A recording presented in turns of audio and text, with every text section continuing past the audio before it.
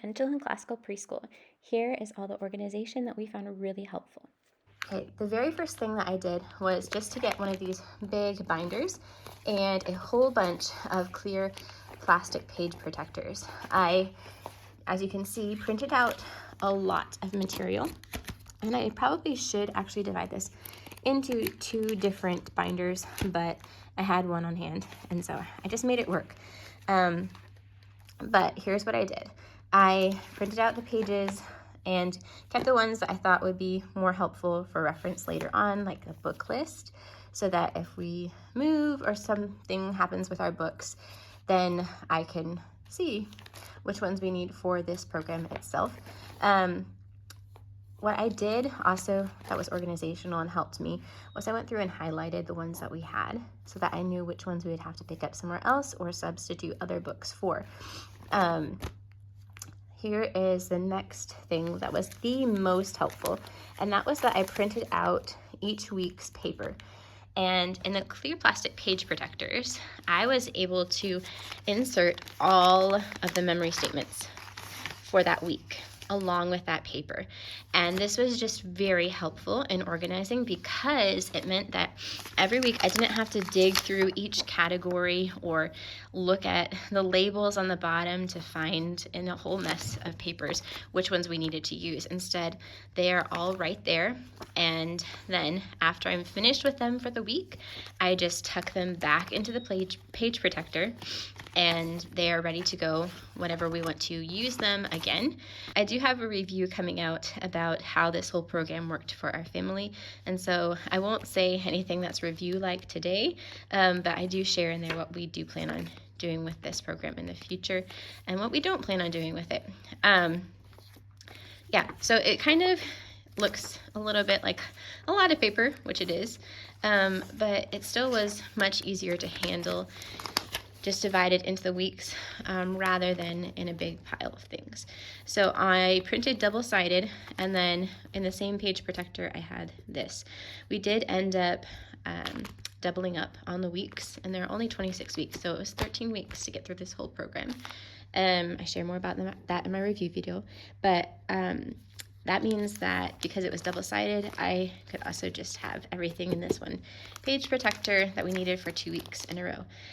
Okay, I did, as you can see, laminate most of the cards. There are a few that I did not laminate. Let me show you the nursery rhymes, because we actually read these in a book rather than having them just on this paper and on our memory statement board, which is our refrigerator.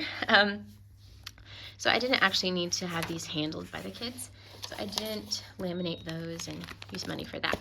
Okay, so that is repeated throughout this whole thing. I just have all of the pages with their weeks. Then I added in a few reference materials. The artist study approach, so that I could refer to that when we were looking at new material, and the classical music study approach, which is also reference material for me. The Peter and the Wolf storyboard. I just put this in one page protector, all laminated all together like that. And then I do have some pieces in here from the nature. We never used that. This is the activity and handicraft guide, and I'll show you a little bit how I organized this. I went through just like with the books, and I highlighted everything that we needed for each week.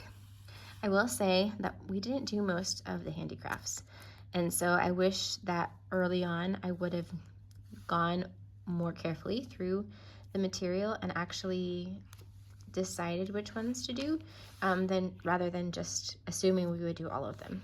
But we do have the materials, and okay, for this I would just pull out each week the pages that we were going to use. So I didn't keep this big binder with me at all times. Instead, I kept the memory statement cards on our fridge, and then I had like a little smaller folder that I would keep that week's papers in, including the schedule. And I would just refer back to those when I would forget or need a reminder of what we're doing for the week. And this was a very simple, straightforward way of organizing this, just having it page by page in page protectors and then pulling them out as we went. And I believe that's all that I really did to organize this whole program, so not very much. Very short and sweet video. Okay, now because we just finished up Gentle and Classical Preschool, I do not have my bookshelf organized the same way that I did at the beginning of the school year, so I'll just explain it to you. But what I did to organize the books for the year was I collected all of the books that we were going to use and I put them in the order that we would use them on the shelf. So then if there were any books that we didn't have on hand, I could see the gap there and realize I need to check those out of the library or find a YouTube read aloud or just completely skip that book and read something else. And so that was really helpful for organizing and remembering what we needed to do. And also what I would do throughout the week is if we had already read something, I would move it to a different part of the shelf. And then I would just keep the books that we were still reading every day or going to read again in the same area on the shelf. And then each week it would reset. I would put all the books back together that we would read again and remove books from the shelf that we had read for the letter of the week. Hopefully that makes sense. That was just really helpful for me. I'm a very visual type of organizer. And so if I can see things to help me remember what's going on, it's so helpful.